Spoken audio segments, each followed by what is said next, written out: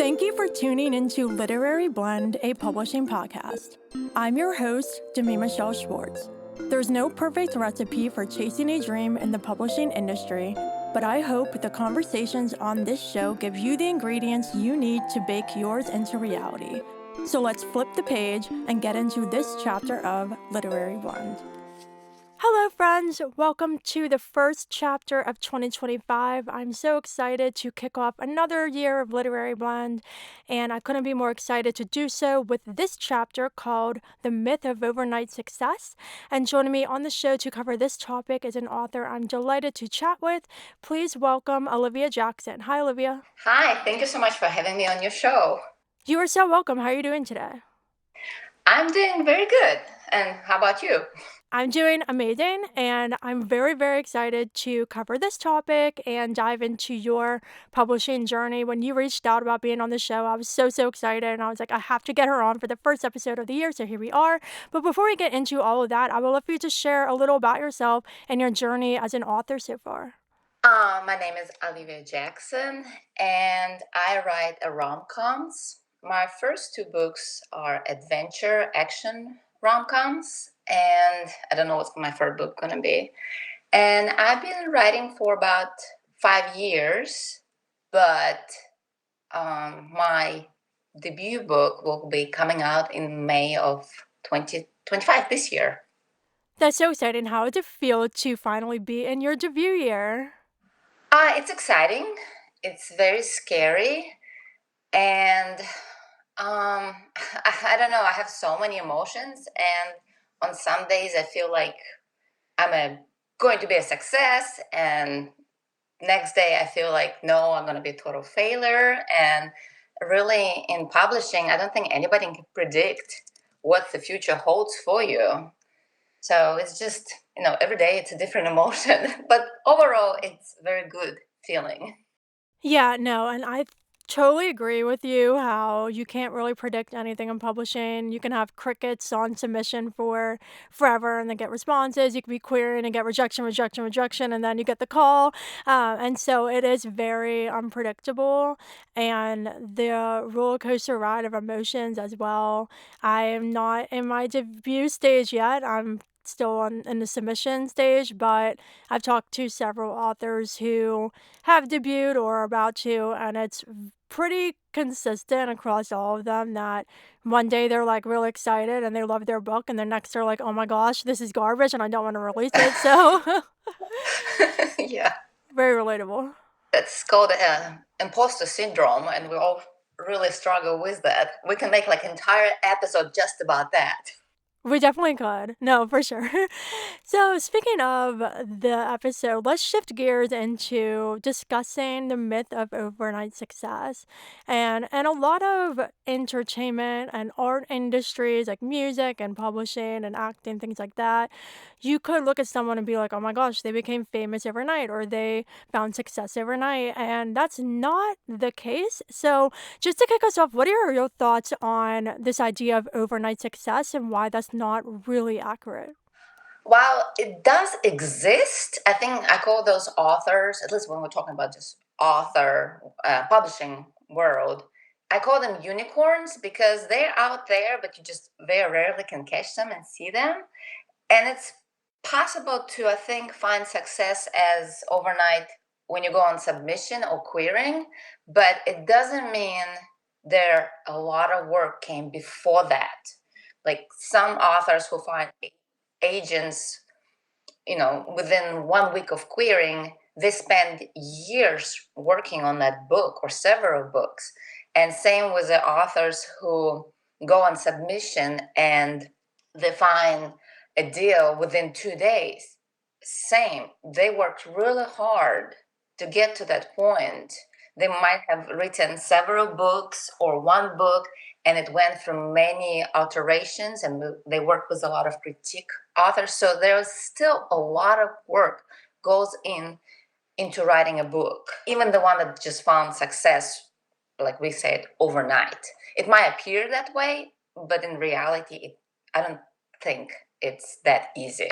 Everything you said is absolutely perfect, and that's exactly it. I think, especially nowadays with social media and people being so public about their wins and things like that, there might be someone who hasn't even been on Twitter.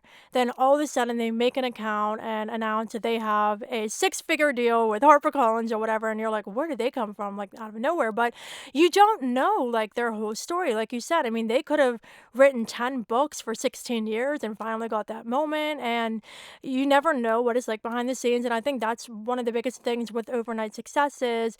When they appear to happen, there's so much that happened before that, and I like to think of overnight success as hard work meets luck, because you have to put in the work, but also luck definitely plays a factor with publishing success. And I think that's the thing that's so difficult for us authors to deal with sometimes. I mean, just me, like I've read so many of my friends' books, and I'm like, these are just as good, if not better, than published books that I've read lately. And it's like, why aren't they getting offers of representation, or why aren't they getting publishing deals? Like, they're so talented. I think it's really wild when we can sit and think, like, yes, talent is important, but you also need to have this perseverance because there's a luck factor involved, and you need to be paired with the right agent at the right time or the right editor at the right time. Timing is everything as well. So it's that hard work meets luck combining at a certain time to give you that success. But like you mentioned earlier with the unpredictability, like you cannot predict when that moment will happen for you. No, I absolutely agree with you. And like, if you want to go publishing, traditionally published route, I think you definitely need persistence and luck. And I teach sometimes query class because it's one of the first steps to put your foot into the publishing.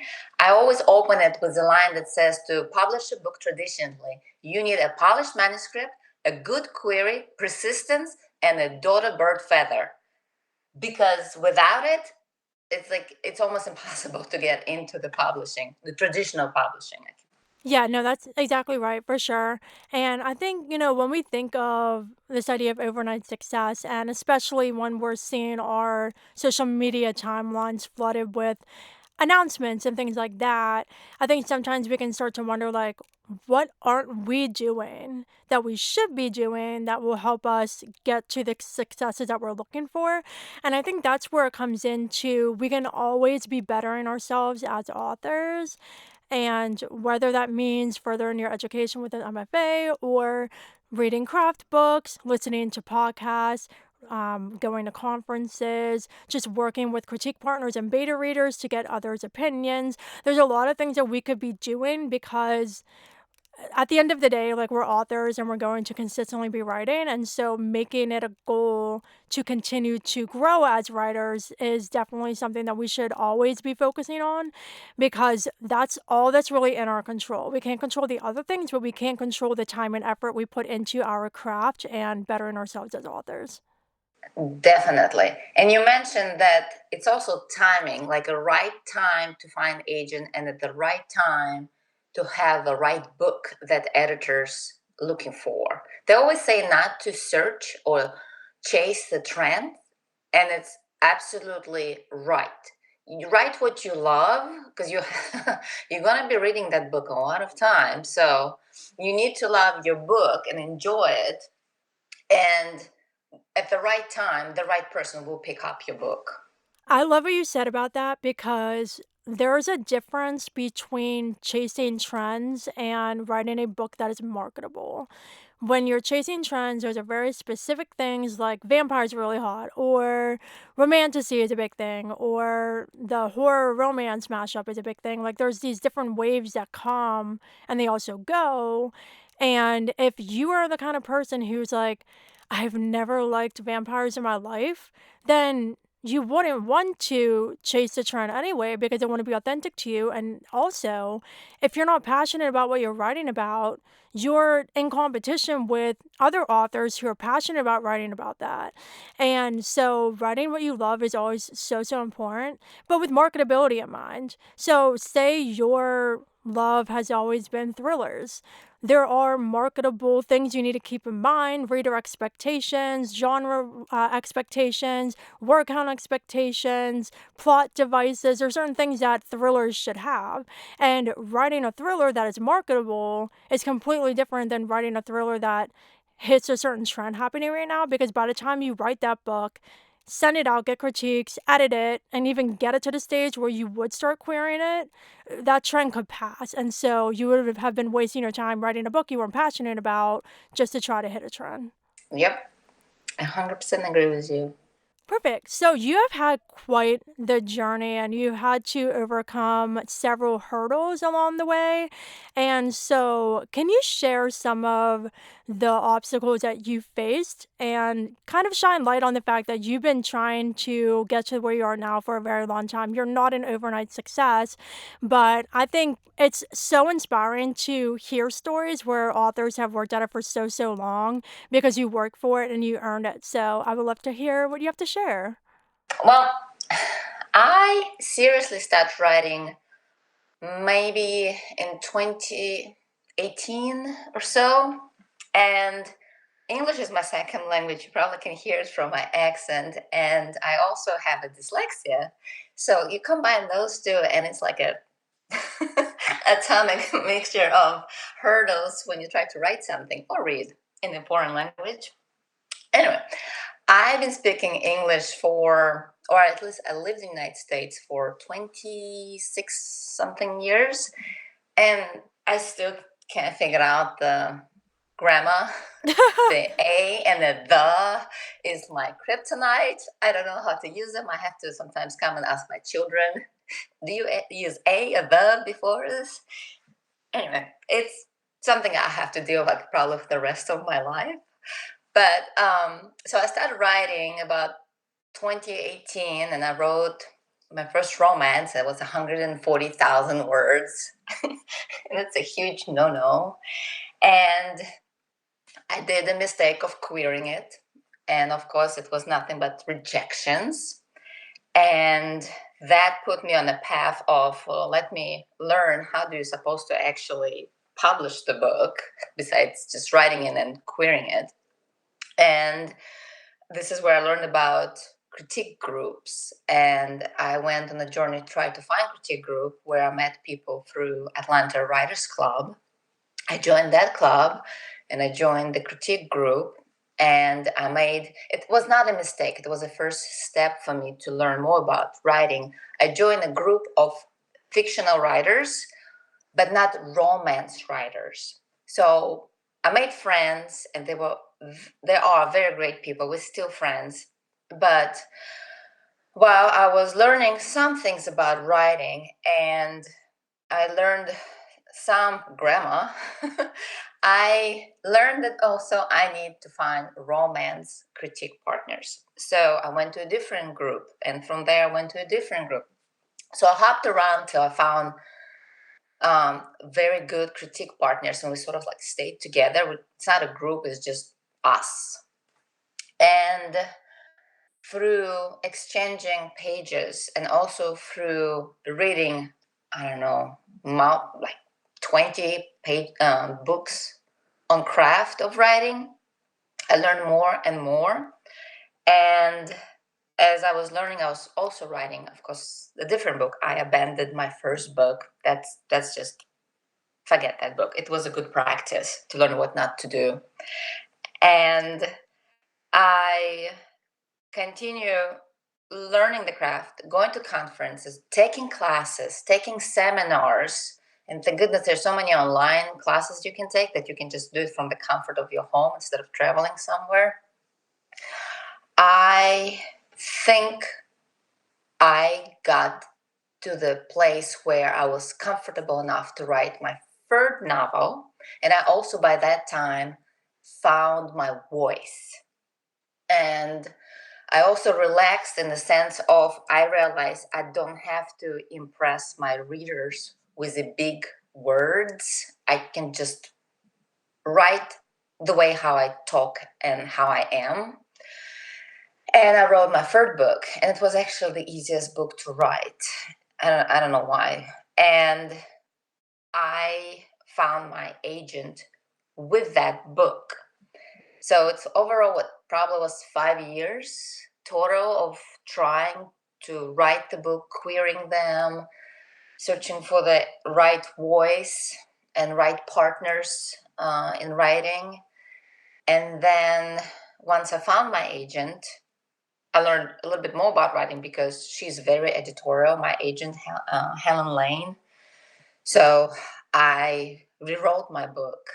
And once we polished again the third book, Digging Dr. Jones, we went on submission. And that's like a different story. It was not overnight success, but it took us 5 months to find an editor that fell in love with it.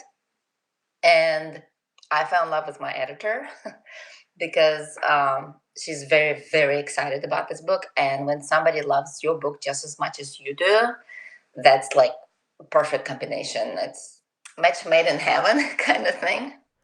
I love that story so much. Thank you for sharing. And I think that a huge takeaway here is that you didn't give up when you realized that first book was way too long and you realized you needed to learn. I think sometimes authors can see books that die in the query trenches as failures, and I've never seen it that way. My third book got me my agent as well, and so it's interesting because we have a little bit of similar journeys. And my first two books, I love them, and I hope to see those, brought back eventually. But if I didn't write those books and if I didn't query those books, I would not have learned the lessons I needed to learn in order to grow and progress as an author and become more knowledgeable about publishing. And so there are those unicorns who write their first book quickly and get an agent quickly, but there are so many of us who have had to shelve books and recognize that those learning experiences are invaluable because you'll continue to be able to bring what you learned with you in your journey as you continue. And so every rejection, every shelved book, that's a chance for you to learn and grow. And I don't want anyone to ever feel like they're a failure because they shelved a book or they're a failure because they didn't get an offer. It's just a learning experience. And the more you learn, the more better off you'll be as you continue down this path. What helped me when I was in the query trenches is to go back and read the stories of famous authors that we know, like Stephen King, that it wasn't easy for him to be where he is now. His wife, I think, pulled out the manuscript that he threw away because he thought that's it. He was done. He never gonna write again because he got rejections. And she told him, no, keep going. So we look at the Stephen King and we think, oh, he's a famous author. It's probably was like nothing for him. But pick up his memoir and read or listen on an audiobook. He's actually narrated. It's really good audiobook. What he had to go through. And it's incredible.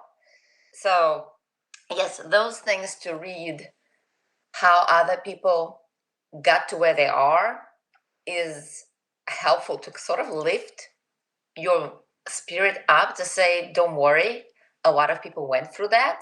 So just don't give up and keep going.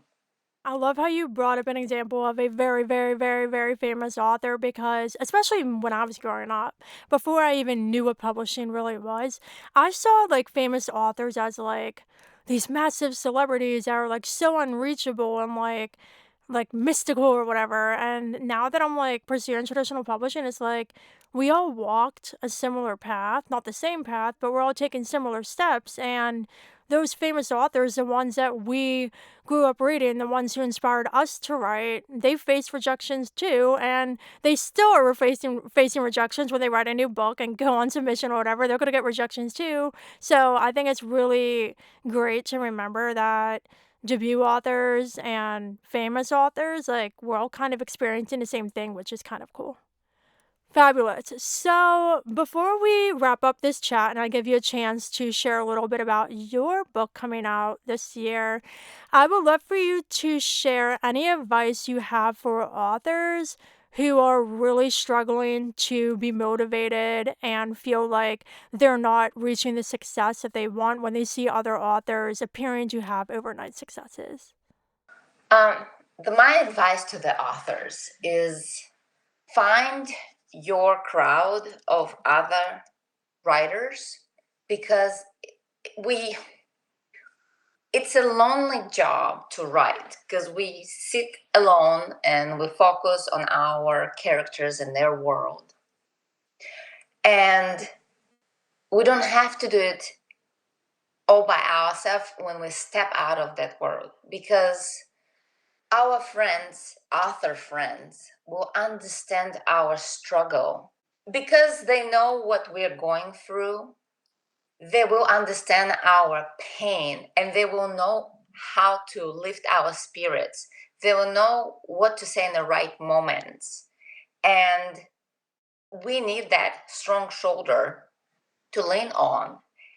And they will also give us a right advice, because either they already went through that and they know what to do, or they're going with you through the same time and they'll just hold your hand. And without my author friends, I I don't know, I would be a very sad and depressed person, because I would not be able to turn to anybody. Like my other friends who do not write, who do not understand publishing, they will just they would not know what to say, and they would not understand me. And that's a huge struggle if you don't have anybody to turn to and talk about the books and talk about the writing and talk about how hard it is. And so my biggest advice is find your writer friends who you trust, not only with writing and critiquing your pages, but also to support you. That's my biggest advice. I could not have said it better. Author friends are so important.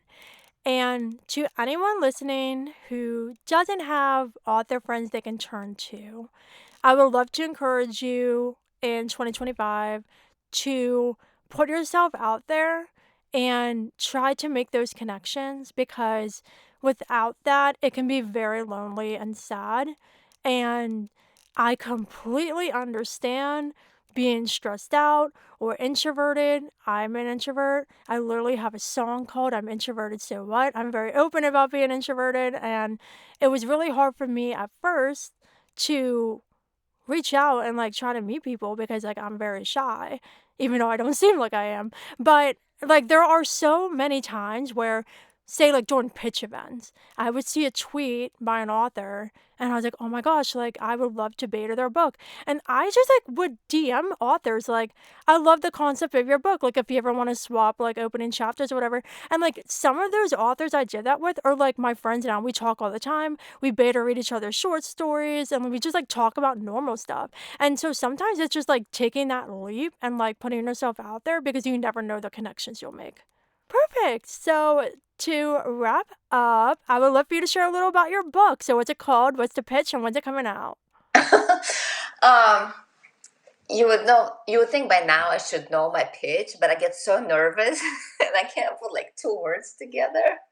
But it's an action adventure called Digging Dr. Jones, and it's about Adriana Jones, who is a bookstore owner who is on the verge of bankruptcy, and she gets caught up in a treasure hunt in the middle of a Colombian jungle with a British architect, Andrew Jones, and so a bit spicy romance, a lot of action, a lot of adventure, and hopefully it will keep my reader on the edge of their seat while they are searching and searching while they're breaking down the puzzles and going through these tunnels and crawling under the old buildings in the search of the forgotten treasure.